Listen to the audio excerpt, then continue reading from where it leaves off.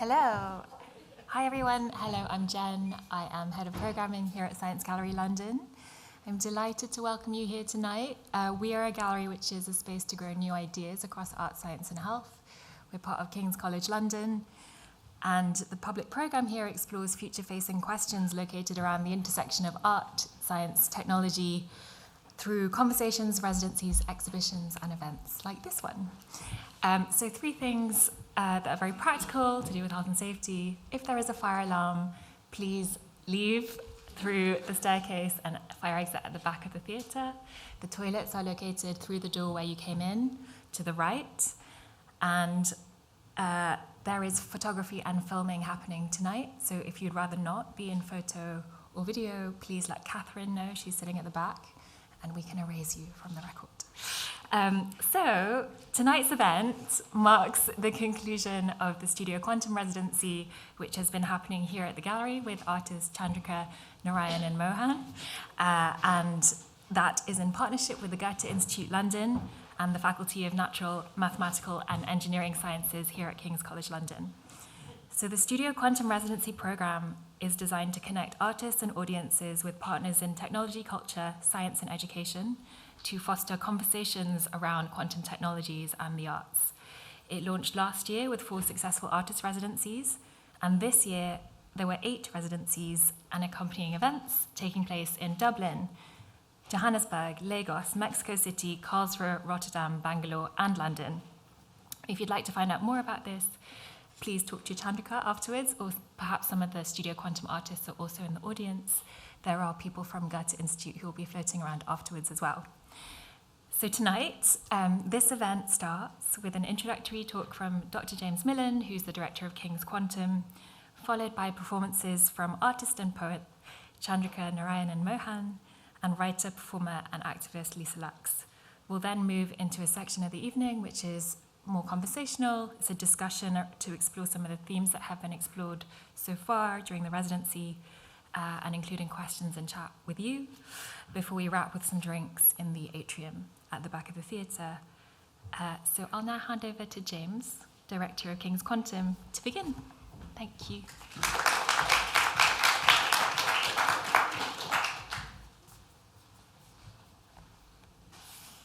Hi everyone. Yeah, I thought my voice is a bit louder than Jen's. I will explain what's going on behind us in a minute, but these are some levitating diamonds that are responding to my voice, and I'm much, much louder than you. Okay, that's better. All right, so I would like to try and give you a little bit of an introduction to quantum physics and why we're here today.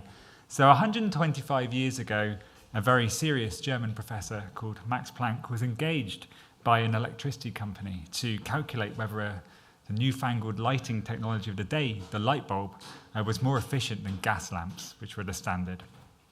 So using the state-of-the-art scientific methods of his time, Planck made a surprising discovery that every time you flicked on a light bulb, it would release enough ultraviolet energy to burn all of your skin, to turn you blind, to destroy your immune system to the point at which you'd just be completely riddled with tumours.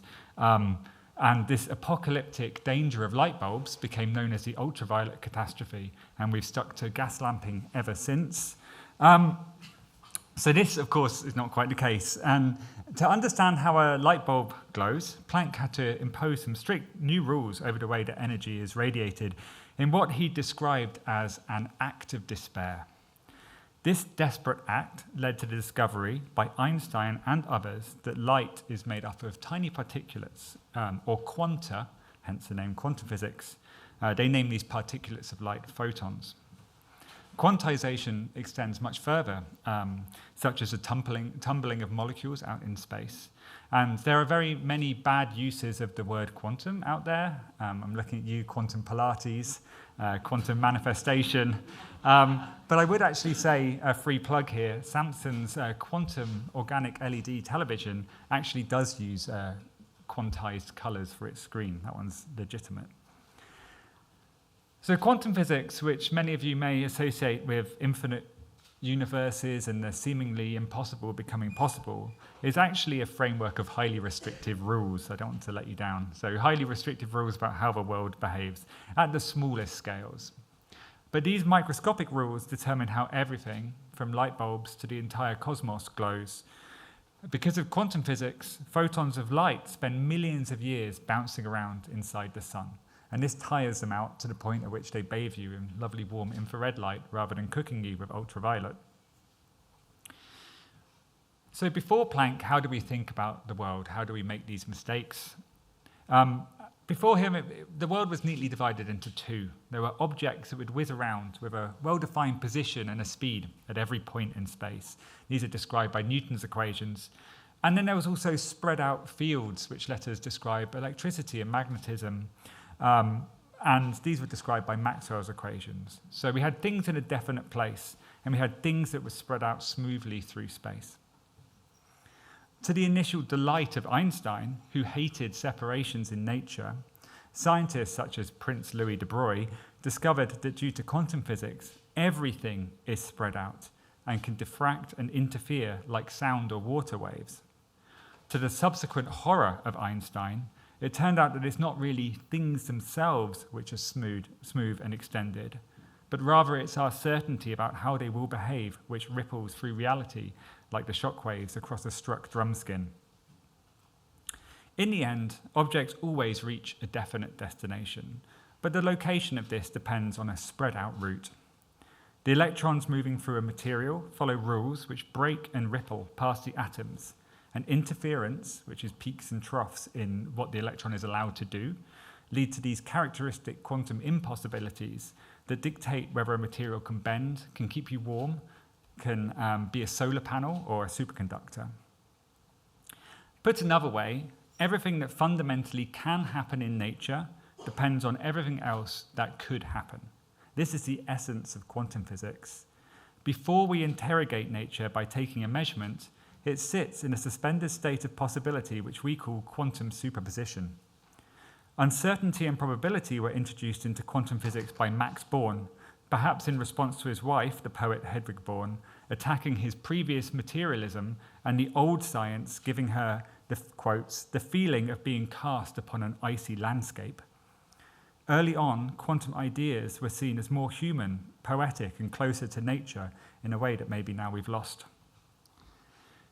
Quantum superposition has really profound consequences in the world around us. Atoms held in a superposition are the mechanism of atomic clocks which power our GPS, and are so sensitive to gravity that they can feel the pull of water in pipes running below the ground. Atoms in a superposition are so sensitive to magnetism that quantum technology is now producing wearable brain scanners to rival MRI, which itself is a quantum technology. Quantum physics tells us that collections of objects behave in the same way, so that anything that happens to one thing depends on everything that could happen to its neighbours, no matter how far apart they may end up. This quantum entanglement is already used to encrypt our most sensitive data, even when beamed around the globe by satellites, and along with quantum superposition is the operating principle behind quantum computing.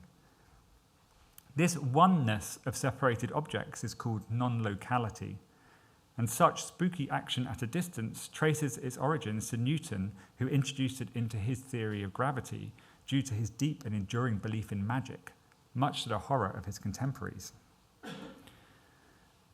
Quantum physics is a description of nature of incredible precision and utility. So if I walk to work in my day-to-day life, does my arrival depend on the fact that I could have chosen to take the bus? Does everything that happened to me depend on everything that could have happened? This bizarre thinking is captured in Schrödinger's famous cat, about which Schrödinger said, "I do not like it, and I wish I had nothing to do with it." I have to say I share his opinion.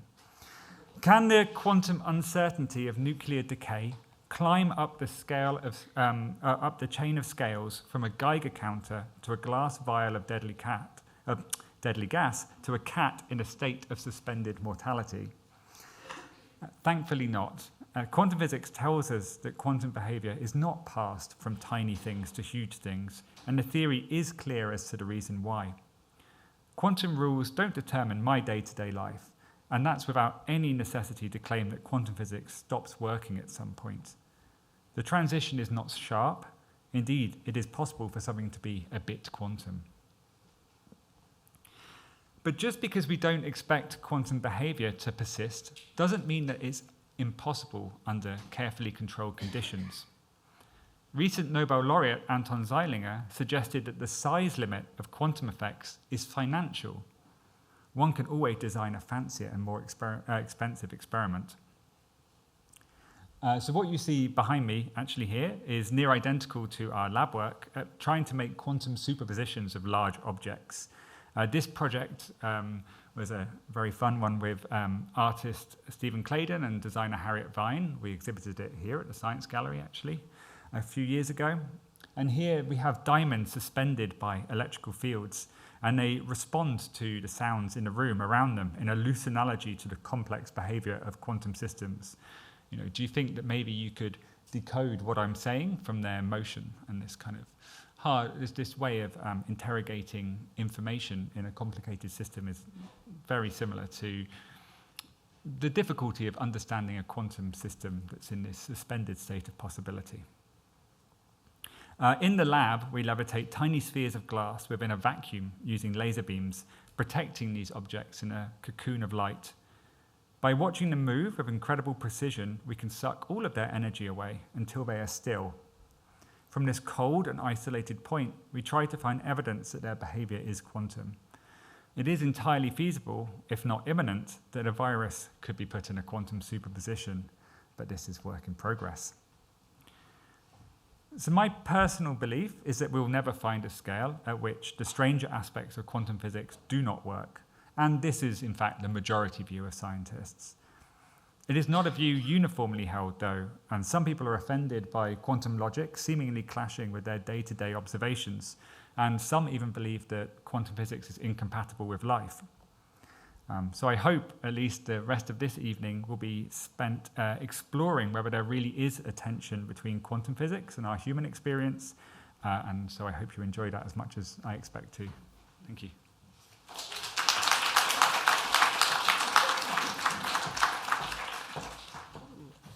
Hello.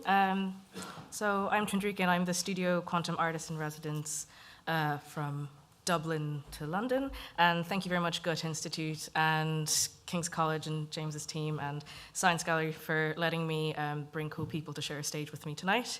So I'm in week 7 of an 8-week residency. And my proposal was to look at the quantum nature of migrant identity. And I had a few different plans to do that. One was to interview some of the researchers and try and see if there are overlaps between their research stories and their personal identities. But the good thing is that because I'm a writer, my medium is just word, so I can be really flexible, which is great because it turns out that was only one of the projects I ended up doing.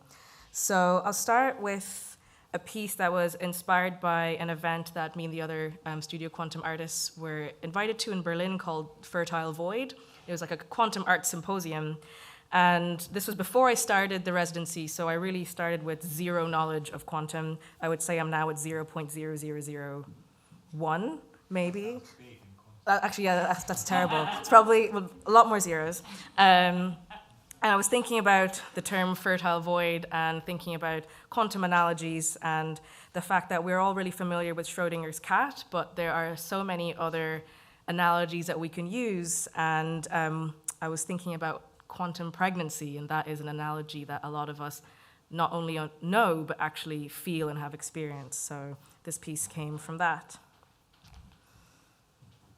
Once in a blue moon, I think about having a daughter. And tonight is a full blue moon, and I am thinking of you. I am thinking of you the way my mother is thinking of me tonight as she sends me a photo of an impeccable full moon into the family WhatsApp, precisely carved and adorned in swoops and shadows with her superior phone camera to mine.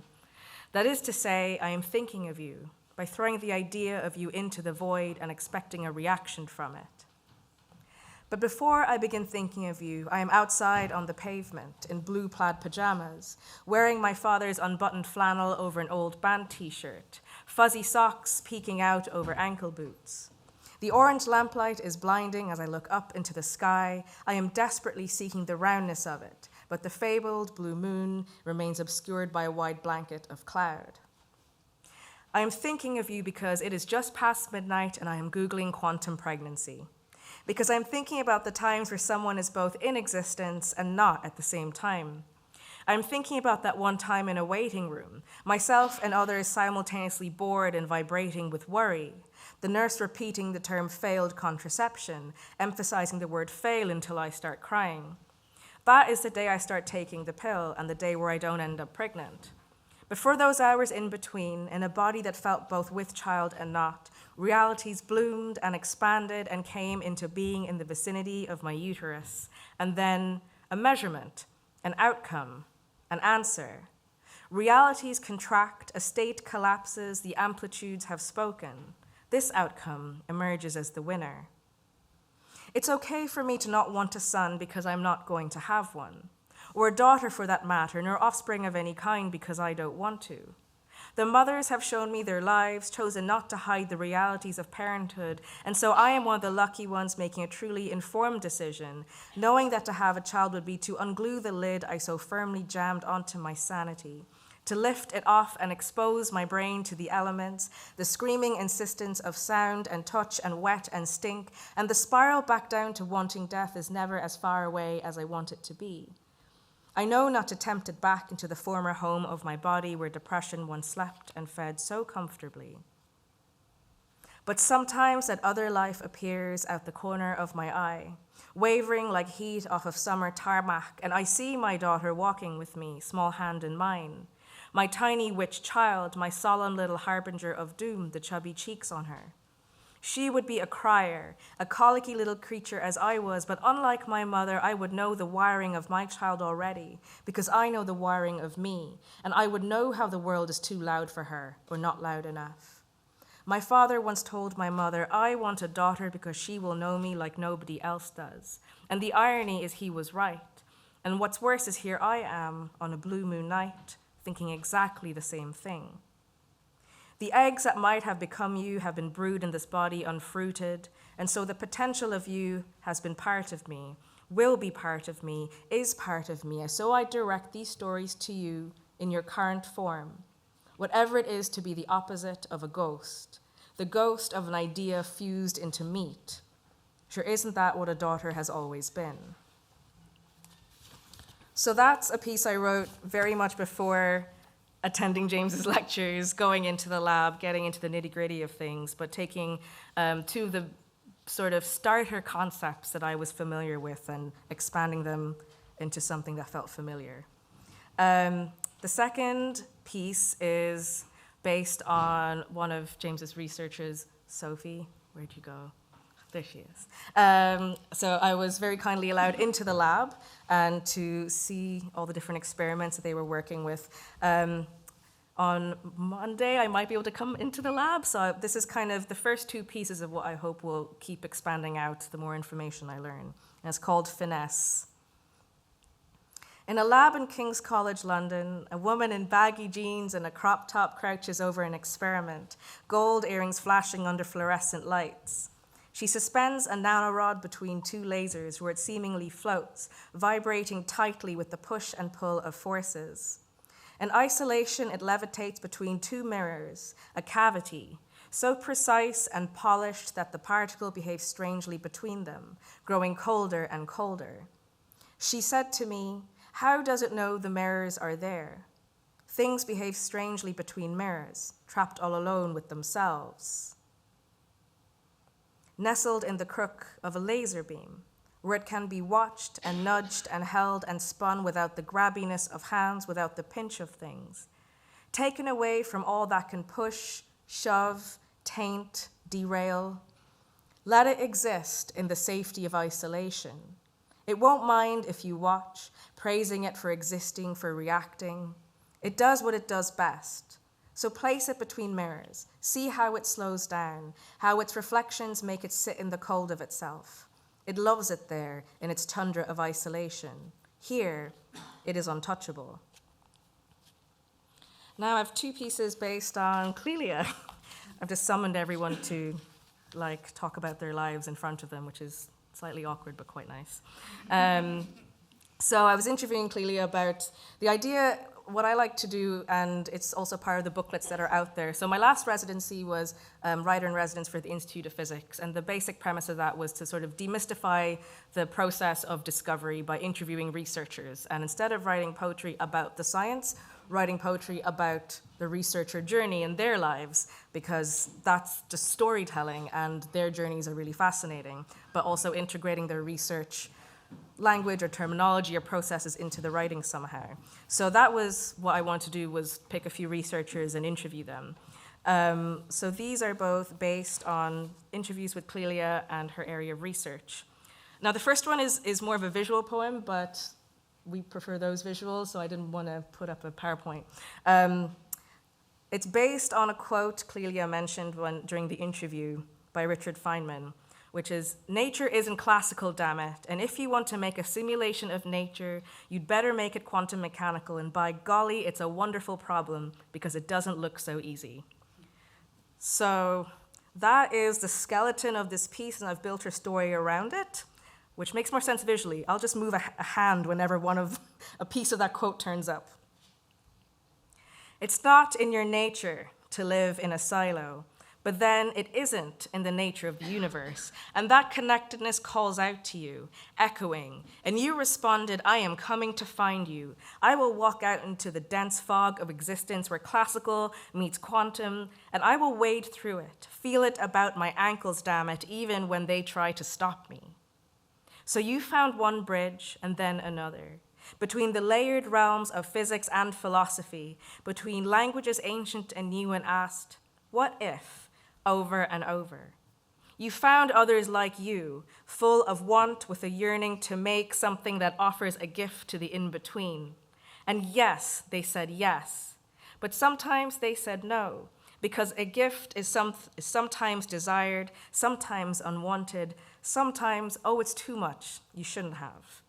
And things that converse with the simulation of nature are sometimes treated like the latter.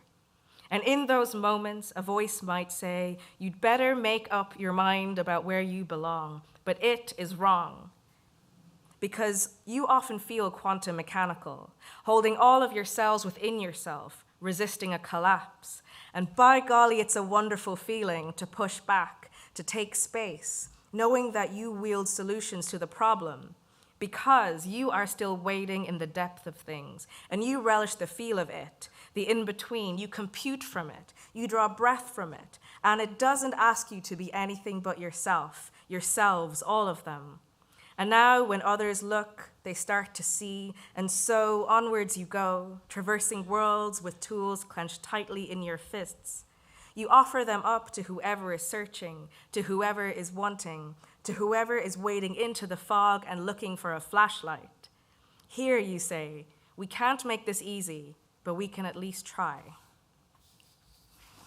The second one is about part of the interview where Clelia was talking about things being in translation between fields, between sectors, but also between languages. And I forgot to ask you how to pronounce the 3 Italian words, so they're going to happen at you. I'm so sorry. Entangled tongues. This is a life in constant translation. Italian to English and back again. Algorithms like sheet music for the cosmos. The words for quantum scatter across the rivers of earth and time, dropping anchor into a history of mouths. At the crossroads is a trickster who watches you explain the universe through code, watches you laugh with your sisters. As the words jumble and stumble, groviglio, intreccio, garbulio, and the trickster asks, with all this entanglement, would you rather be Rosetta Stone or deliciously untranslatable? And finally, my last one is, it can be about a bunch of things, but the title is taken from a very popular sentence called "Shut Up and Calculate," which was part of your lecture and part of several lectures about quantum, which is the idea of, yes, you can look into the depth of things really hard until it stares back and gives you an existential crisis, or you could just calculate and make it work for you in a technologically, like, not easy, but in a way that just works. Sometimes you ruin things by asking why. You see something neat and tidy, surface level. Watch the perfect, clean outputs of it. Ignore the feeling that there should be more, that something's amiss because you've learned not to trust feelings, too mushy, too messy. And so things tick along, perfect, ideal, endless streams of dopamine with every satisfying encounter, the reassuring thought that this is perfect and cannot be improved. You suspect that something would change, would shift when scrutinized too deeply, so best not to do that, best to stick to what we know, what works.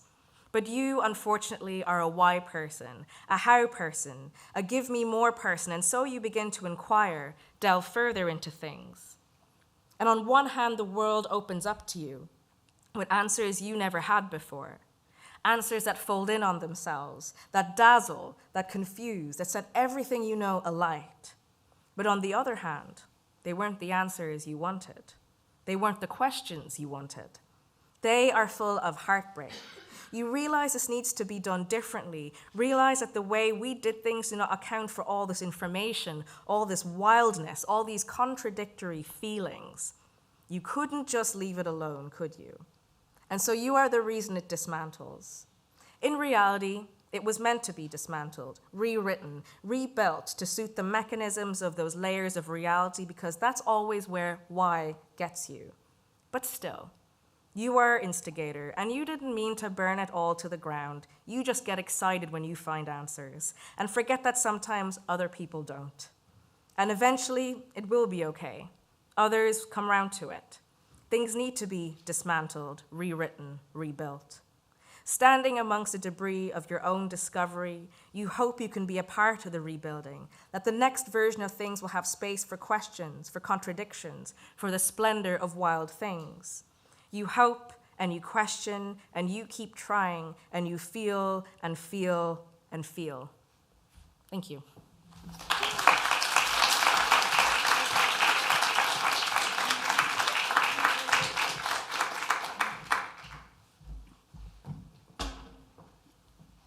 I was still in that. I was like, don't end. That was fantastic. Thank you so much. And thank you for inviting me as well. So, hi, everyone. I'm lucky enough to have been invited here by Chandrika to message me and said, I read your short story, which is like based in quantum physics. Sorry, my little insecurity is coming out where I'm like, oh, it's a scientist and I have to say science words, and I fell at the first hurdle just then. So yeah, and that she was doing this residency, and would I come and read this story that had inspired her? So like, I'm really honored because you are so brave. Like as you can see, like I get really nervous talking to scientists. And talking this language. And I was really nervous when I was asked to do this story. So Comma Press, who are the publishers of this story, approached a bunch of us and said, okay, we're going to be working with CERN and we're going to partner up writers with physicists at CERN, and you get to like pick out of all of these like ideas, which of these ideas like most appeal to you, and then you'll get to chat with your physicist, and then you go off and write a story. So I was like, okay, it sounds great. And then all of the ones I chose were taken. And so it was like, it got to like the harder ones, and I was like, supersymmetry, who? Okay, I guess I've got supersymmetry. And it was tricky. So originally I was like, okay, I'm a writer, I'm a poet, I interact with humans. I'm gonna do this as this person, and they're gonna be at CERN, and I'm gonna just kind of like try and understand how their life was and their day was. And then I was like touring my theatre show at the same time, and so I didn't get to do this trip to CERN. So I had to like bring my character like home. He didn't get to be at CERN anymore. He had to come and meet me back in England, right? And so I had to kind of like find these ways around it. And then it dawned on me that supersymmetry felt an awful lot like an analogy of displacement, of people who are displaced from parents, people who then are raised in different contexts. I spent a lot of my life thinking about nature versus nurture. So kind of my family come from a lot of displacement. So I've thought a lot about nature versus nurture. And so when I'm hearing about matter and force, I'm like, okay, I think I get this now. Sorry, I said that so confidently. once again, in front of scientists. I think I kind of get this now. So matter and force, and these two things that are kind of running concurrent at the same time, but that are shaping what could be this like unified present, or this individual in this instance. And so there is this, so I'm gonna just read to you some bits from the short story, and then I'm gonna end on a poem. So the story is split up into this section. So it goes force, matter, force, matter, force, matter, force. And in those different sections, we're looking at this character, Nabila. We're looking at, in force, you're seeing the context of her with her adopted parents. In matter, you're seeing this exploration she's having of her birth parents and her kind of origin story, right? Where she began, where she came from, and what is actually a part of her kind of biological makeup, if you like. And those two things all kind of happen in the same few days. So it starts forth. It is no longer my name, yet I can hear it winding through the hallway as I descend the stairs, lowering myself into beer, like it's a bath too hot to sit in. Beer! She comes slinking down the hallway. Honey, come on, your father's home. As usual, Mum does not wait for me to catch up. She turns and disappears, leaving the scent of Byredo perfume for me to inhale and follow. It is the joy I hear on the other side of the door which makes me hesitate, like a pin unsure whether to pop a balloon. My phone still hasn't pinged the ping I'm waiting for, so I go to the kitchen, lay out a tray of toasted pita, Mum's homemade beetroot hummus, a glass of white wine for her, a Fanta for me, and 2 bourbon biscuits for Dad. When I open the door to our sitting room, my parents are both engrossed in my father's stories. 2 happy people with hearts they barely know, and me here with the fragility to destroy them. I have never seen another place on earth where there is such a mix of nationalities, Simone. Dad is on his knees on the floor, laying out photographs across sheets of printouts and sketches. And no one cares for politics, because everyone is talking physics. He holds out a photo to Mum. Look at this, Simone. A young PhD from Iceland giving me hard liquor of some sort. All these youths were so excited to be talking about, he gestures with his short, chubby hands, particles. Mum laughs girlish and fumbles with her vape. There's the usual musty air to Dad's return, as the small glass flowers between the bowls of purple potpourri on the mantelpiece, looking as if they've just now stood up and assumed their old positions. Whatever has shifted since he left pretends it hasn't. His face turns to mine, cheeks red from breathlessness. Beer, you owe me £10. You never thought we would discover it. Look now, the God particle, that's what Letterman is calling it. He rubs his hands under his cloth hat and then lets it fall loose on the back of his head, shaggy hair creeping out. I know, of course, that this is such a huge moment, his life's work, and so it's entirely wrong to say, Dad, can you stop calling me Beer and start calling me Nabila? So I pass him a bourbon biscuit and hold his hand. Matter. Mum has taken a day off work when the whole thing unraveled. Dad is a sweet, intelligent man, but he takes up a lot of space in this house when he's around, and things change when he's not. We all move a bit, like the glass flowers, and then pretend we haven't. He was over in Geneva working at the Hadron Collider when Mum was shuffling around in her dressing gown, taking client calls. Every time her mobile rings, she rolls her eyes as if it's a newly discovered problem, clients. In her 10 years working at McKinsey and Company, I'd given up telling her that she clearly hates finance consultancy. I'd been tugging at her sleeve with that same sentence since I was 13. Coffee sat cold that morning after she finished up her pre-lunch calls and beckoned me upstairs. Listen, Bia, I want you to have something that I've held on to for a while. She handed over a purple folder. This is your adoption file. You'll find everything in it about, she let her hair down and retied it. Well, about everything, honey. She put her hands on mine and pulled me into her chest. My body stayed rigid as ever. I'd had no idea there was a folder. We had an unspoken, no questions, no asked culture around my adoption in this house. It served us well. Now, kneeling on the carpet next to her chest of drawers, I didn't know what to say or how to say it. I fiddled with the drawstring of my joggers and managed to nod. Mum got up to give me some privacy with the folder, but it felt impossible to open. So I moved across the landing, slipped it under the bed, and opened Netflix. About 3 seasons of Stranger Things passed, and then I drew it back out. Another season of Explained before I opened it. A square printed photo fell onto my duvet. It had yellowed, as if it was older than my 22 years, yet I think I was in it. My dad taught me that it is weak force that decays matter, and which is what we use to identify time. When bones and stones are discovered in archaeological sites, it is weak force that they use to say, this is 1,000 years old or whatever, 2,587, 22. I was more concerned with the weak force than I was with the 2 faces on the Polaroid. I looked at the front, the blank back, then again closer in case there was a pencil mark or a speck of dust or something like matter that came from the hands of somebody else. This somebody holding me like I were the last fruit in the garden. I don't know how much time I've taken. Okay. I'm gonna jump to the end. So if you don't want me to do that? Okay. I can't do the whole thing because I'll take up too much space and I don't want to do that. But thank you. I will read you. Yeah, I'll read you the next section, and then maybe you can go and get the book, and then you can find the ending of it. I won't do spoilers. All right. So we go back into force now. Let me tell you. This is the dad. Let me tell you, the Higgs boson has been concealing something from us.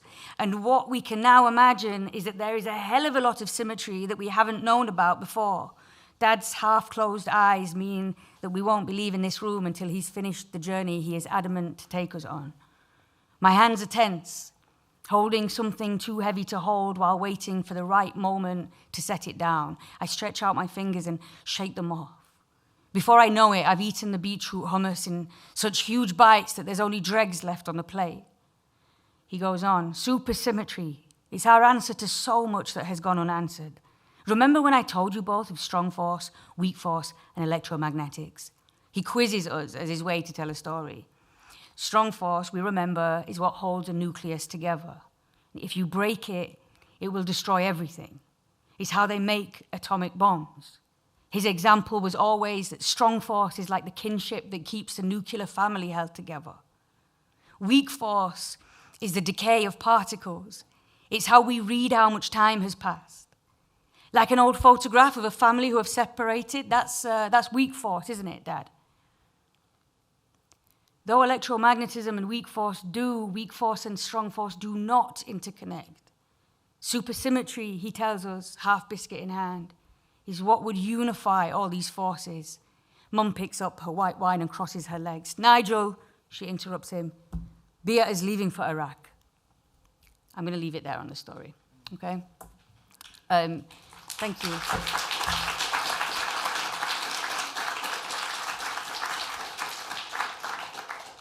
And then if I may, I'm just going to read a short poem.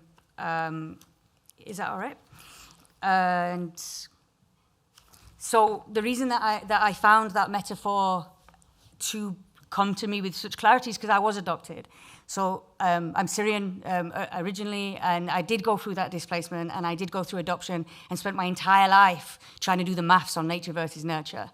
And so when I suddenly had this new language in which to think of it with, it was quite liberating actually to find a new language, right? Which is what happens when we cross over disciplines. We find new languages, right?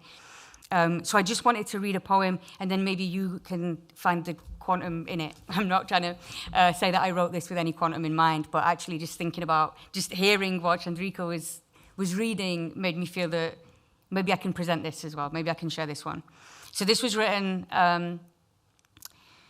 so my dad grew up in Lebanon in the end. There was, as I said, there was a lot of displacement, blah, blah, blah. But this was written after the Beirut blast of 2020. And so I'll just dedicate this as well now to the people of Lebanon and what we're going through, what my friends and my family are going through there. I always thought that dying was the best way to say I love you, but when the sons did what they did to Beirut, I knew then that I must stop cupping my father's silence in my hands and pouring it over my eyes. I am terrorized by our proximity, said one nation to another, while two women pray with all their nudity to close the gaps between their bodies. I walk into a war zone, T-shirt still wet from my father's tears, who watches me return to what he escaped. No matter how far away you run, you must always carry the soil of your Tater's country in your shoes, because loyalty is never stepping foot on another land, no matter how many borders you cross or how many generations pass. My father is trying to blow kisses as my plane takes off, but that cloth around his face keeps them captive. Rituals keep outliving us. Return to them when someone catches you with your shirt buttoned wrong and a smoke signal rising from your head. The seashells have almost finished howling. And my uncle is reciting poems with the news on mute. If it feels impossible, it means that you are going the right way. And I hope my father knows that I will return. And I will bring him 52 cypress seeds. That's one for every year that he couldn't look back. Thank you very much.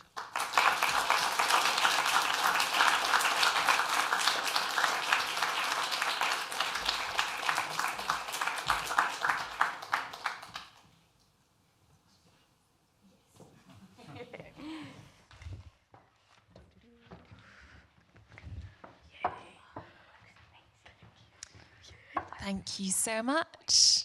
That was really incredible.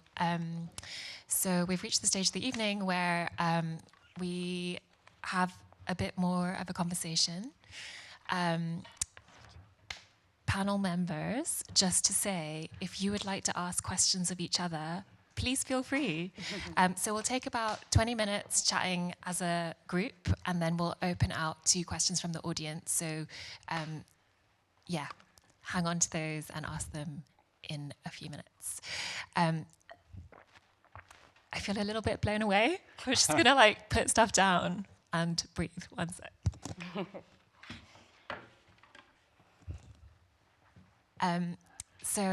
It was amazing to hear from all of you, and there was some kind of consistent themes that I noticed coming out from Chandrika and Lisa's performances, and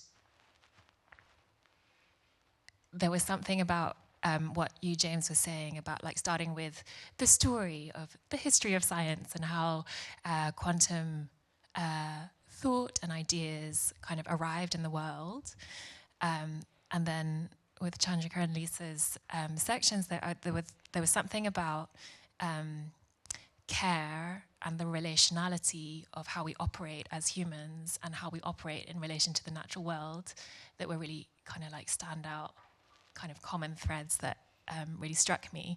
And so I wondered if we could start in that vein with a question to all of you, which is, how have your respective explorations of quantum science and technology helped you make sense of yourselves? Would anybody like to go first? Big question. I've got, yeah. Okay. So probably what I should say, right, is that I was 8 years old and read a book about quantum physics, and I'm like, wow, I've got to do this forever. But of course, it's not how it works. I think I think for me it was very much a desire to try and be able to get a tangible window on how nature was working, on how things worked. But like in a tangible way, I wanted to go into a room and I wanted to, you know, well, now I'd shine lasers at it, but you know, I probably didn't have the language at first to know what I wanted to do. And I think a lot of people, understandably, think that quantum physics is like a theory of the world, that is just some ideas that people have about how the world might work. And I think when I realized that it was actually the ideas we have about how the world does work, and it's proven, and I could go into a lab and I could see and do this, that really changed, I guess, my perception on how we learn about the world. And I mean, I still remember the first time I stared inside, like, you know, one of these big steel, you've seen these in my lab, right? These big steel experiments, it's glass and steel. And there's just like some wispy blue kind of cloud inside of there. And it was like, you know, 1 million atoms of strontium at 5,000ths of a degree above absolute zero, you know, floating in the middle. And I made that. And it's, you know, these are mysteries of the world sometimes, these things about quantum mechanics. But they are mysteries that you can get a handle on. And we can do as much of it as we can. So I think that's what really has changed. That to get your hands on something doesn't mean that you understand all of its mysteries, but it still can be tangible, even if it's a bit mysterious.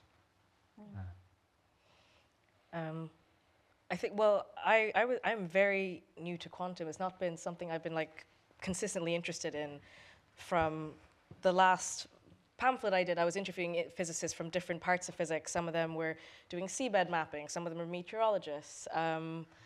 They were someone was working in nanomaterials. But actually it was because someone from the Institute of Physics told me to get that book, and then I read your story, and that's my first experience of quantum, was that book. And it's an anthology, and I really like it because it's these short stories by loads of different authors, and then each chapter is paired with a chapter by the scientist you talk to, right? Mm-hmm. And then they respond to the story saying, yes, these are the things that the author has picked up from it. And actually, I liked both sides of it. So that, exactly what you were saying was like, oh, this is a new language for how I feel. And so that inspired an essay I wrote in the pamphlet called Symmetry, and linking the ideas that you brought up in your story in terms of like, you know, how something can be changed but like unchanged in certain ways, and like all these concepts that felt very familiar. I didn't have like the textbook knowledge, but everything about these, like the imagery that these concepts brought up felt right. And I guess that's why I wanted to go in and go, well, what's the quantum nature of migrant identity? Because, you know, with the first ideas with superposition is that, and it's not even just migrant identity, it's any kind of identities within you, that there's always like, oh, you're like an onion and you're layered, or you turn one off or you turn another one on, and there's code switching. But actually what makes more sense is that they are all fully there, stacked within a system at the same time, and that felt more realistic. And I just felt like different aspects, different imageries that it brought up, different, also just historical stories, like, you know, reading about the different physicists and their experiences. All these things were like a new language to understand my own feelings. And I don't know whether it's a mix of, you know, a mix of identities or neurodivergence or a lot of things, but suddenly I felt that the way that my brain worked had an easier way to explain it to myself. Probably not to other people, because then I have to double explain. But definitely for myself, I was like, well, you know, when things are so binary in the world, if I use some of these quantum concepts to explain my own emotional states, my own states of identity, they're fine, they just make sense. All these things sit very comfortably in these strange states. So for me, it's become a language tool to understand myself and even go, it's okay. You don't have to be one thing or another. You can just hold all these concepts within yourself in every step of time as you move forward. And that's okay. It's okay that it's weird. But yeah, that's where I'm. But then also there's the language of the different researchers I'm interviewing, and how their stories of discovery and their journeys and their questions about their identity or how they relate to things, I've been asking, like, is it also just me? Like, do you also feel that your research, do you resonate with your research? And it's been interesting because the answers have been super different across each person. So it's also not a universal thing. Each person has a completely different answer for what part of their research resonates with them and what language gives them an understanding of themselves. And some of them only think of it when I ask them. So it's a mixed bag. That's interesting. That would be an interesting study, actually, just separately. Yeah, I think I answered it when I was talking, actually, the question that you asked. But for me, a lot of it has been about the translation process, right? Like I was saying, like we were talking before, you and I, earlier, about how when we're used to talking about something, then our language to talk about it kind of becomes this furniture in our living room that we don't often, I don't know about you guys, but you don't often move around that much. Like it's fixed position. You don't really see like the painting on the wall anymore because that's just where it lives. So you actually, when someone comes into your house and they're like, oh, that's a really cool painting. You're like, oh, yeah, it is a really cool painting, actually. I kind of forgot it was there, right? And that happens when we're in language. We get used to explaining things the same way or ourselves in the same way again and again. And so we don't even notice what we're saying anymore. We don't even, it doesn't mean anything, right? We kind of have to wake ourselves up to our own language again. Sometimes just shaking that up by finding a new language in which to say it. Whether that's a national language, a national tongue, that can also really help in kind of entering something from a different direction, or restricting the words that you're going to use around it, or finding another language such as the semantic field of quantum physics, you know, to find a new way in which to explain oneself, to just look at it from a different kind of refraction, I think was for me quite a fulfilling process. Awesome. Thank you. So one of the things that kind of came out just then was like there is something about this kind of in-betweenness that really resonates across disciplines that you're talking about, like finding new languages to explore. And this question is for Chandrika, which is, so you have been a Studio Quantum resident in London for the last 8 weeks, which is not very long at all. Can you tell us a little bit more about what you have been doing within the residency and how you have used this time to help progress your work? I've been gently panicking for 4 months.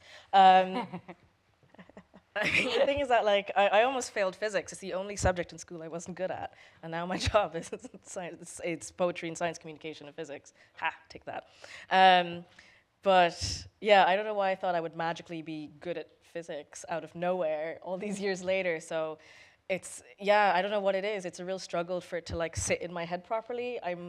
So a lot of it's just the initial learning, because I was like, I know literally nothing. So going to your lectures, Studio Quantum has all these tutorials. I mean, the good thing about the difference between this and school is that here's one way to learn it.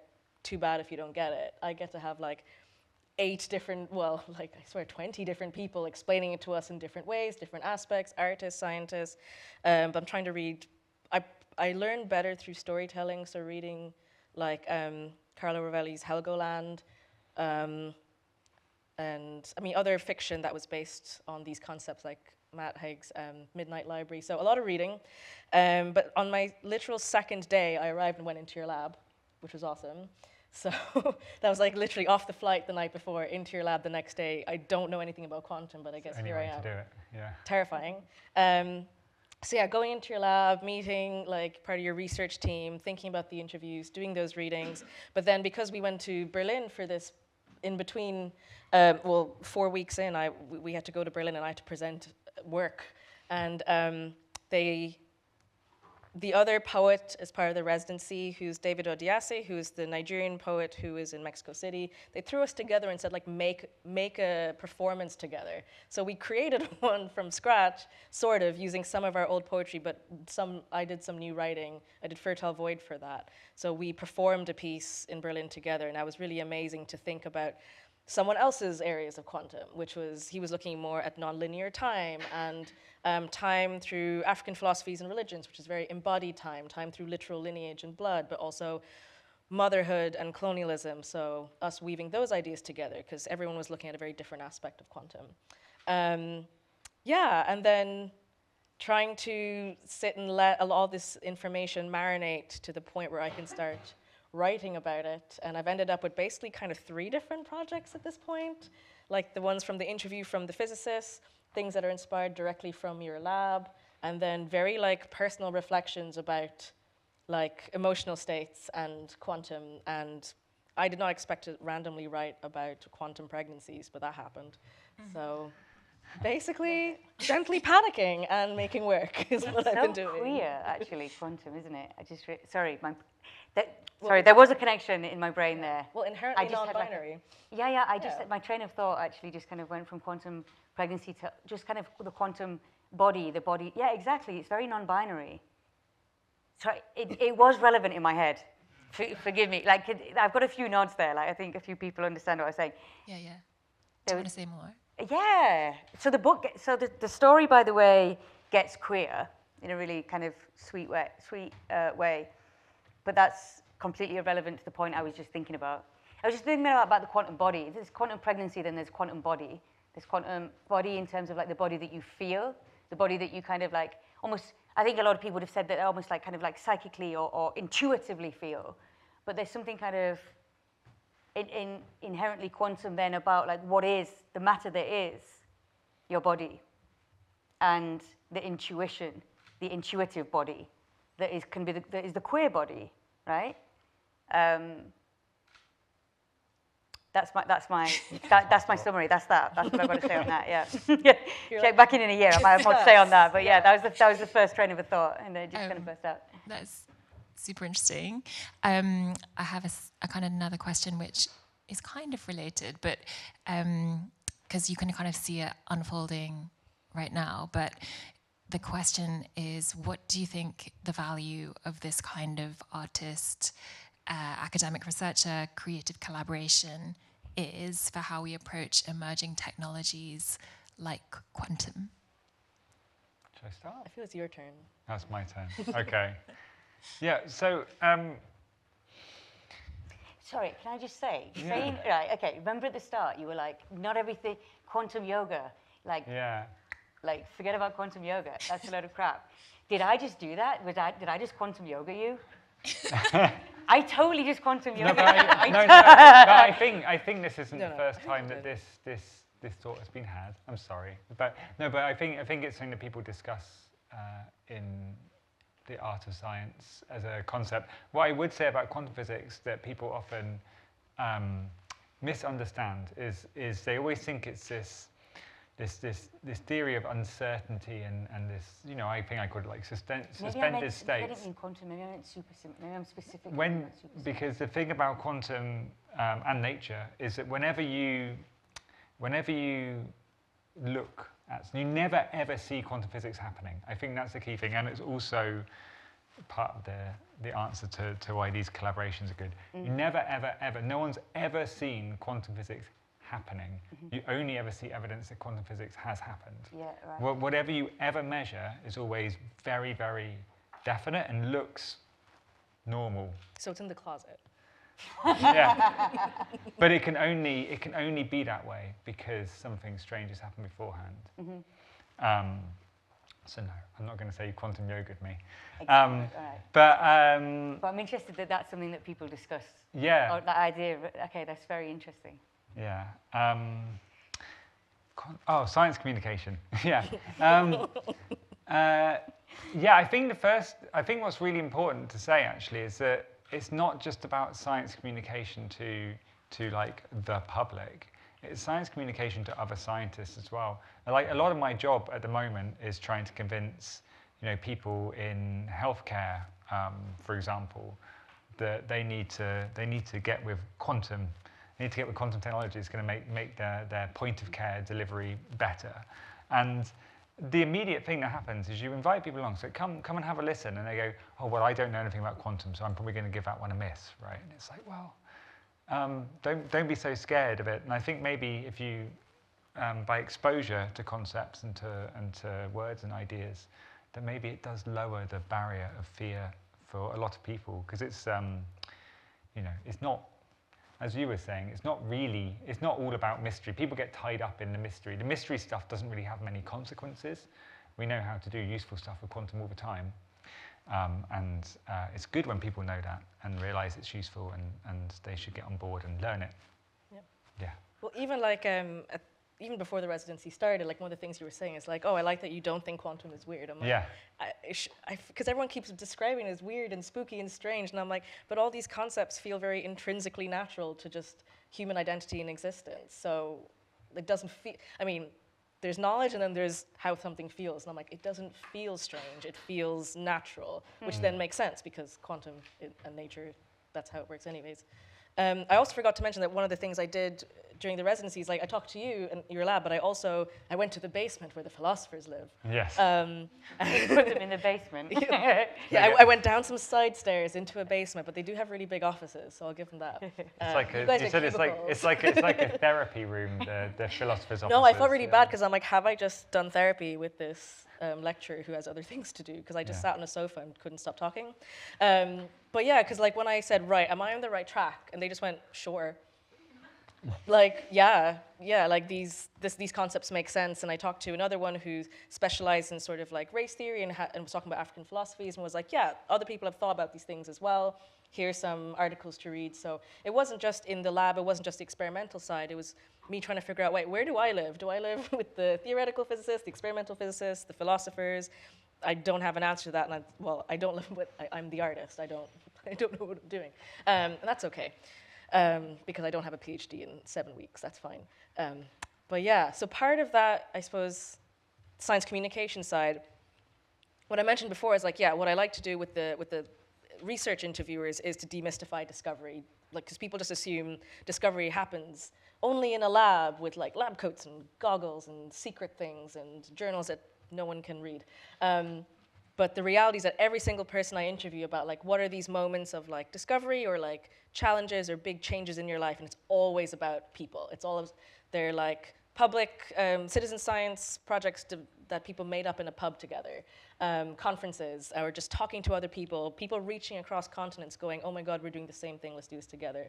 They're very, very human, and they're very collaborative, and a lot of it's community, and a lot of it's through family, and I like being able to tell those stories because I feel like, well, yeah, and no one's hearing those because I know that person hasn't been interviewed, so it's definitely a new story, and the more of them, the better. And with quantum, I'm not sure how I personally can be super helpful because I don't know enough about quantum computing and a lot about the practical applications to translate that outwards. But I guess what I can do is go, it's not something over there. First of all, it's in amongst us in a way that you shouldn't think about. I mean, you could think about it a lot and you'd go a bit weird. But it's there, it's being applied, it's happening, but we can also take these concepts and play with them. And play is a big part of that, discuss them, mess around with them, and normalize them like any other big concepts and look at them from different angles and just see what happens. But then you get to do the useful stuff. Well done. So, yeah, for me, I have no business with quantum. I've had my business, I've finished, that's that. But I can still speak to the question because I'm also a critical theorist and a scholar in critical theory as well. But I'm also very much an on-ground activist, do a lot of direct action, a lot of transnational activism.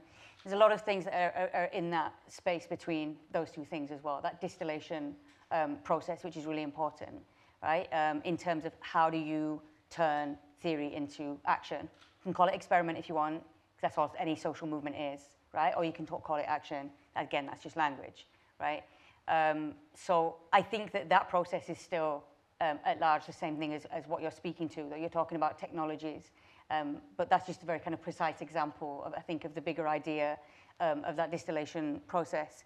But one thing that I did just want to mention is when I was writing this story, because the physicist that I was working with, Carol Wader, she's absolutely amazing, and she's a painter as well. And so she did speak in many ways, you know, in a language that I did understand. But by and large, a lot of what she said was just so in awe of her practice, which is beautiful to watch, that I was finding it hard to actually bring out the information that made like really concrete sense to me. So it was great, but everything she said just opened up more doors and opened up more doors and opened up more doors, right?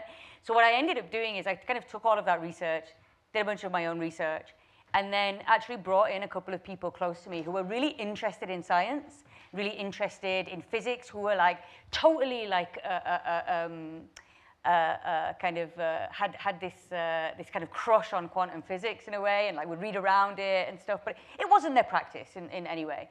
And I got them from their various different kind of proximities and relationships to that literature to tell it back to me, right?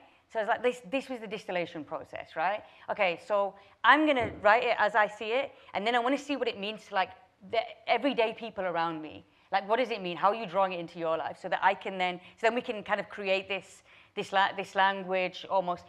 It reminds me, I once had this project, it was a transnational project, and I was working with a composer in Cairo and a dramaturg in Iran, and we'd have these really in-depth political conversations, but because of censorship, there was a lot of things that we couldn't say to each other, so we spoke up everything in chess metaphor, right? So I'm a big chess head, right? So with everything that we said for like 3 hours on Zoom was all in just chess metaphor, and we'd talk about everything, but it would only stay on the board, right? And there's a way to kind of do that in any field that you want to do it, where you then find this really interesting way to kind of make a practice out of what feels far away from you, or what feels just completely theoretical, or completely far removed from the everyday life. And so I think there's something in that, that does break down that barrier, but also just makes what one another is doing practical to each other's lives as well. And I think it goes both ways with art and with poetry as well. You know, we were talking earlier about some of the names that, physicists come up with. When I learned like bee quirks, beauty quirks, I was like, you lot are poets. There's so much poetry, right, in the field as well of physics, that it blows both ways, I think. Yeah, there's a reason I don't write poetry about science, because it feels like writing poetry about poetry. A lot of the time descriptions are just already poetic. I'm like, why would I repeat that outwards? I'd rather go at it from a different angle. And even scientists discussing what they say, I'm like, well, that was beautiful. Why would I translate that into something else? Quite. You already just said it in a really gorgeous way. Because I think that both the artist and the physicist, both, at least this is how Carol explained it to me, that she said that being at CERN was like being on the frontier of knowledge and looking out at the horizon. And I think that that's what the poet or the artist must do the exact same thing with the imagination. For me, it's like very rooted in political imagination, right? To go to the forefront and be able to make the imaginative leap for us to be able to get out our compass and figure out where we might go next, right? And the physicist is doing the same thing. You know, it's that orientation of standing at the frontier and looking out, and why should we not stand together and do that? You know? That's very poetic. I know this question's gone a long time, but there was something I really wanted to... Go on. So when you were saying about keeping the discussion on the board, right, I thought this was really interesting, because that's something that I battle a lot with science communication, because sometimes you see scientists and they're terrible science communicators, and that's because they can only stay on their board, right? On their board. They can't. Yeah. And it's not because they're more intelligent. Normally, you know, quite the opposite. They're poor communicators in that way, and even to other scientists, they can't get the language right. But then you can go too far the other way, and that's something also which I battle with. I was talking to someone who is like, you know, really, really senior scientists, like advisors the government, and recently said, well, what you need to do when you're talking to people you're trying to convince about quantum is just don't use the word quantum. So we don't have a synonym for quantum, really, unless you say non-classical or something, but we don't. And I was like, well, yeah, no, that makes a lot of sense. But you go away and you think about it, and then you've so you just say what it can do. Right. But I think that's also a bit sad as well. I think there still is a balance, because then you lose a little bit of the wonder, right? And it is joyous to have, not just to say this works and you can do something. It's fun to say the word quantum. Especially quantum, yeah. Oh, yeah. Oh, yeah, that's true. Yeah. Aha. Pointing at you diamond can dust with a shout shouting things quantum. too, and it'll dance. Yeah. So I wonder if now we've got about 10 13 minutes to throw this out to the audience. Does anyone have any burning questions? There's one at the front here. If you could wait for the mic, then you can make the diamonds dance. Thank you. Yeah, science and art. So it's to the whole panel, and it's somewhat filtered through demystification, which was flagged in your piece. I want to ask you, the panel, about the curious incident of the Barbieheimer effect, where you had, because of a variety of, it's real world, but you had people going to see Barbie, which is an identity piece by any other name, and then you also had people going to see Christopher Nolan's physics story, and you have lots of explanations of that. So you have a really unusual double bill in foyers, people literally going to one and then going to another, right across the world, certainly in the UK and definitely down on the south coast. So you had people who wouldn't dream of going to see something about the Manhattan Project, of which Richard Feynman was a significant part, as you probably know, James. He did the number crunching on some key points. And then you have this identity issue, which I suppose I'm saying is Barbie quantum in that situation. Any thoughts? Well, Everyone's looking at you, James. Well, first of all, I'm not certain that Oppenheimer was a science film. I mean, that's because I'm a scientist. It felt like a historical drama to me. It's not really thoughts. So I've never been to CERN, right? But I find CERN really fascinating, and the physics is okay. But what I find really fascinating, actually, is the fact that they've managed to throw all these people together, and they all work, and then something happens. That's by what far. I found really interesting about it, actually, as well. These people that come from all over. Yeah. And work. And yeah, I just am agreeing that I found that remarkable when I heard. When I would hear about even it. as a scientist, that's the most amazing thing. Now, I heard lots of conversation about Barbie. I didn't hear so many conversations about Oppenheimer just around the place. So I don't know how much cross. I don't know if there was much cross. I mean, it got this hybrid name, right? Which way around did it? Was it Barbenheimer? Yeah. The Oppen Barbie was not.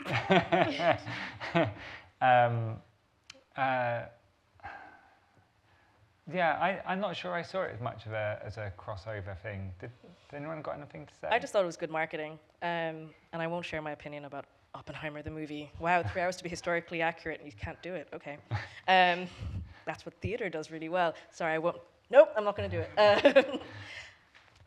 I mean, yeah, sure, there's the cross-pollination of audiences across different things, but like, they're just two art forms, and a lot of that, yeah, I think a lot of that is simply down to PR and marketing rather than anything a lot deeper than that, because it was like, ooh, the girlies and the gays love Barbie, and all the dads are here at Oppenheimer, let's cross them over. But honestly, like, both are movies for anyone, and everything to do with film marketing is very segregated and very based on marketing. I used to be a marketeer, I'm sorry. Marketing segmentation. So I think a lot of that was very much constructed. So I'm not sure how much I have to say about Barbenheimer, There was to kind be of a honest. parallel universe in Barbie, though, I guess. I guess. Although you can't, sure. just in case anyone's wondering, you can't I've tunnel between. I have the more to say different about universes. the portrayal. Yeah, that she keeps going and she just ends up in Oppenheimer. Oh no. The film actually starts, the brown color palette of Oppenheimer just starts to fading fizzle. in. Yeah. No, I'd watch that. That's a whole different thing. She'd have been shocked by Barbie would have been shocked by the nudity in Oppenheimer, though. Did I imagine a hand at the back? No. Sorry. Oh yeah, there we go, in the middle. Someone's coming from behind, I think. Yeah. So I just want to ask one thing. What inspired you to do what you did over there? Like exactly that on the board. They're brilliant. That's good. Yeah, so I kind of explained it. So this is so by the way, at the end you can come down and have a look. It's just sat there and you can see things clearly with your eyes. And there's only 2 little diamonds left now, so you've clearly been yelling at it. I'm actually going to, while talking, I'm going to protect them so we don't lose them all. Yeah, so... Oh, there's only 2 left. Yeah, I know. Oh, yeah. There we go. That should And they're keep going to them. fight. Now they're not going to listen to us anymore. I've muted us. Yeah, okay, so if you want to understand if it's possible for something at a large scale, and these are somewhat small, but by physics standards, they're phenomenally huge. If you want to understand if it's going to behave by the rules of quantum physics, what you want to do is you want to put it in a quantum superposition, because that's the simplest uniquely quantum thing you can do. But it's a very, very hard experiment. And what you've got to do is you've got to get your little object and you've got to protect it from everything around that's going to disturb it. So in the lab, we use either electrical fields, which are used here, or laser beams to grab hold of little objects and hold them up. We do it in a vacuum, get rid of all the air, and then they sit there very, very, very undisturbed. And we watch them for a long time, and we see if there's any evidence in the way they move, that they behave by the rules of quantum physics rather than the rules of classical physics. So that's the idea. And so it's nice to have something you can take around that looks like that. But this was actually a very special project. This was funded by King's originally, and we were going to have a science festival in 2021 that got cancelled by COVID. And this was with artist Stephen Claydon, who was very interested in ideas of randomness, and this is a very noisy and random system, so we're exploring these ideas, but also the cultural meaning of materials.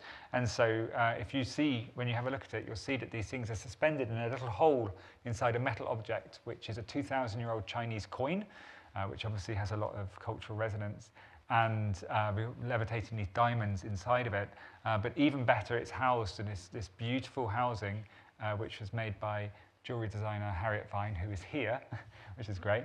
And the housing is kind of harkening back to the wonder we used to have around doing science, when science experiments used to be extremely beautiful in the past. Often there'd be objects of incredible, intricate detail.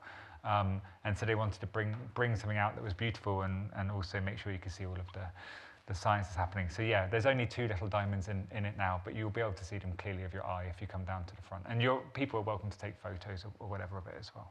Yeah, okay. That's it. It was interesting what you were saying when you were introducing it, just like one of the concepts behind it was, you can't pull apart the movement of them to translate what it hears, what it reacts to. But even like watching them move to your story, which was like, has so much emotional resonance, watching it literally resonate and going, yeah, you can't just show that and read your story out of it. And I have so much to say about when both of you were talking about how they were moving, because I couldn't stop. It's very different to when you're speaking and when you're performing or presenting. Oh, really? Yeah, they move very differently. It was very cool. It was captured. So Art. There's a mic coming your way. I think we just had a question here first. Okay. Hello. Thank you for the performances, for amazing. As a software developer, not a scientist, I hear a lot about quantum computing, and I was wondering, is that real? Is that actually? It's not quantum yoga. It's actually quantum, and is that the next big thing? Is that the thing that is going to help the NHS? You or she has to come up and he's going to take over. So yes and no. So quantum computing is a real thing, and there are some quantum computers, but they're at such an infancy that they can't do anything particularly useful or better than anything else that we have. I think actually a lot of the steam has been taken out by AI. It's doing a lot of what quantum promised to do already, but there are some specific use cases that just for a quantum computer. Most of the big use cases, and this would be things like quantum AI or drug design, some of these large-scale uses that people promise that quantum computers will be an extremely long way off by progress as it stands now. By extremely long way, I mean 30 years, even with the amount of investment that's in there. But there are some things that they're already being used for, small scale, so you can't do drug design, but you can do repurposing. So you can take a drug that already exists and you can change it a little bit with a simulation on the quantum computer. That's been used and has some success. And there's some simple optimization problems, like even for freight logistics, which a quantum computer can do better than a classical computer. In terms of snake oil, you do have to be careful if you want to buy a quantum computer, which I don't recommend you do, because there are a lot of companies out there which, even to big industries who are very smart, are being sold quantum computers, and they're not quantum computers at all. So there is a huge industry of people just selling big, expensive, powerful computers to people and calling them quantum computers, and they're not, which is quite fascinating, but another story. Brilliant, thank you. There was a question in the middle. Would you mind passing the mic back to the gentleman in the middle? Where's the mic gone? He's got it back already. Thank you. I was just curious, I suppose the question is probably more for the artists, but I was interested in your characterization of identity as a kind of superposition, and I'm interested in how you understand it vis-a-vis intersectionality, and specifically how it works alongside intersectionality as a concept, how it works against it, how it can help us think about identity in a way that that existing concept rooted in gender, race, maybe doesn't. Try and pick up? You can go for it. That's a really great question. I think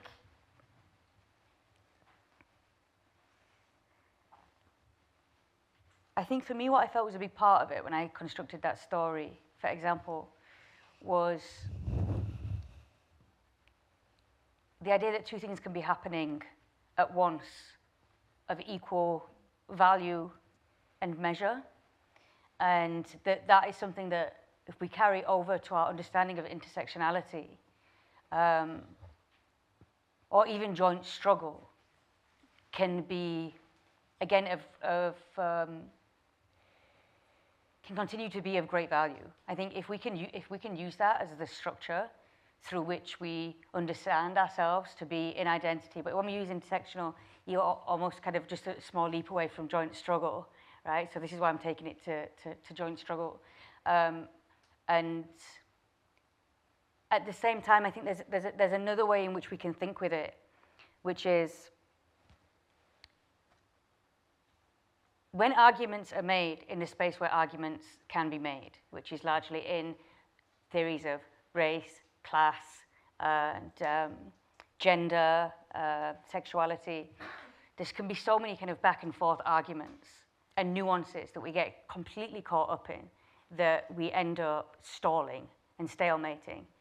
If we can just kind of take that structure and be able to say that two things can be correct as one, so we can move forward with that, like yes and, you know, which I think is part of the supersymmetry, is the yes and, you know, like for my character Bia, whose name is Nabila, but her mother just decided that it was easier in England for her to be called Bia, right? That she is still the daughter of this woman from Iraq, you know, who she finds. But at the same time, she is still the daughter of this other couple who brought her up in England. And those two things are completely true at the same time. And I think about it a lot in terms of diaspora as well. So kind of my field of research is really in diaspora and our understanding of diaspora as a field in its own right, not bound to nation or state. So like what happens when we completely transgress the idea of nation and state and look at diaspora as a new territory that exists above and beyond, which, which I think comes from that yes and of that kind of supersymmetry that led me to writing this character in this book. Does that kind of answer it in a kind of fulfilling way? Yeah. Yeah, I mean, for me, intersectionality always feels like, I mean, I'm autistic, I'm very literal. Intersections. So I always, in my head, it's always either like literal crosses or layers, which makes me think of tapestry and weaving. But when it comes to supersymmetry, it's not woven. It's all just weirdly vibrating all at the same time, just stacked realities. But also but it's more of an internal thing. I wasn't really looking at it externally. It was more about how I understand those things in myself. I'm not sure how much that can be reflected back outwards. It might be.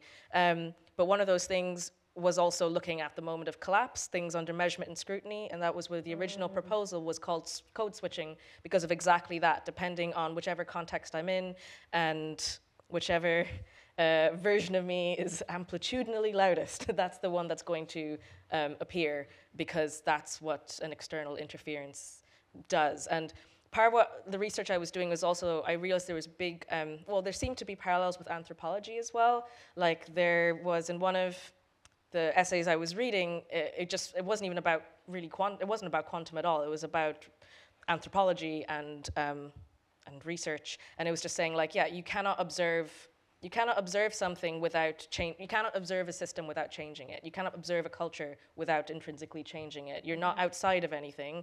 As soon as you observe it, they know you're there. You're there. You have altered the system in that way. And I was like, that seems to be a really interesting parallel across to measurement and collapse. But I'm not sure how many times those two ideas have been brought together. But yeah, I just found these like touch points kind of across all these different disciplines and ways of thinking that seem to resonate back to it. And that felt more like an intersectionality of disciplines rather than identities, if anything.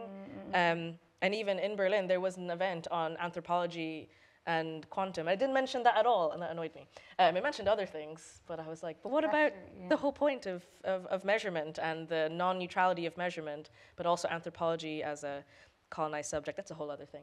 Yeah, but the non-neutrality of measurement is also something that really resonates with the research that I do in terms of the field of diaspora as well, or even just in the field of anything that you measure, you are having you're having an effect on, right? And I don't know whether this is too tangential, but I think about it in terms of also in my field, in terms of somebody asked me in a panel the other day, what does solidarity mean to you? And I said, well, it's kind of a mathematical equation, because we talk about allyship, and then we talk about solidarity, and then in Arabic we have a word that kind of supersedes solidarity, which is like talahm, right? Which is basically comes from lahmi, which is meat. So it's like one skin, right? So it's like we are one skin. And so like these notions of how these intersections are and how we intersect with one another as well, kind of to me become these measurements of proximity. So language just becomes this way in which we're trying to measure our proximity to one another's strength and struggle, or just one another's existence and being, right? So I don't know. I just really like that you took it to that notion of measuring and anthropology. So I've got a lot to talk to you about that. Is anything I said not accurate enough? No, but I was going to say, well, what's quite interesting is that the people who think that maybe there'd be a point at which quantum physics would stop working, one of the arguments they would make is that surely at some point we always would believe we could do a measurement without disturbing a system. So maybe you're giving a slightly more human view on why would we expect that to be the case. Yeah. I'm going to draw the conversation to a close here, but drinks are available in the atrium, back through those doors that you came in. Please come and have a look at the Dancing Diamonds and have a further chat with James, Chandrika, and Lisa. And the other studio quantum artists who are here tonight who also do amazing work. Stick your hands up, be weird. Make it weird. There you go. There you go. Brilliant. Those two. The quantum girlies. Brilliant. So just a massive thank you to Lisa, Chandrika, James, and thank you to all of you for coming.